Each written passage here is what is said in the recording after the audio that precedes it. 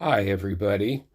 Part two of my critique of some of the points Ryan McBeth made in his Golden Dome video. So, again, Ryan characterized critics of the Patriot missile's performance during the 1991 Gulf War as people who didn't know anything about air defense.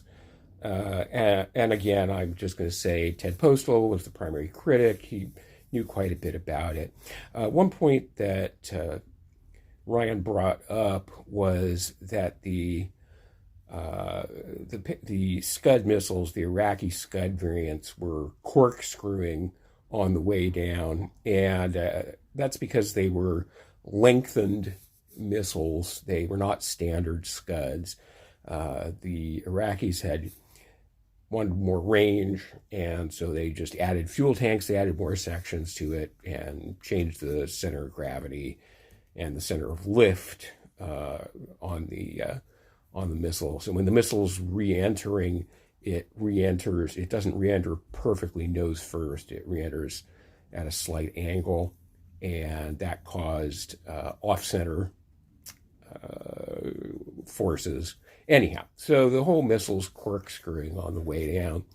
And Ryan mentioned this as well, hey, this is what those critics failed to take into account and is why the Patriot wasn't necessarily performing 100%.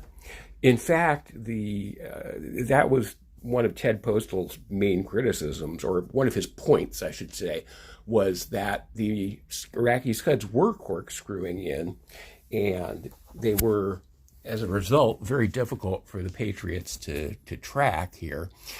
So the Army did not acknowledge that.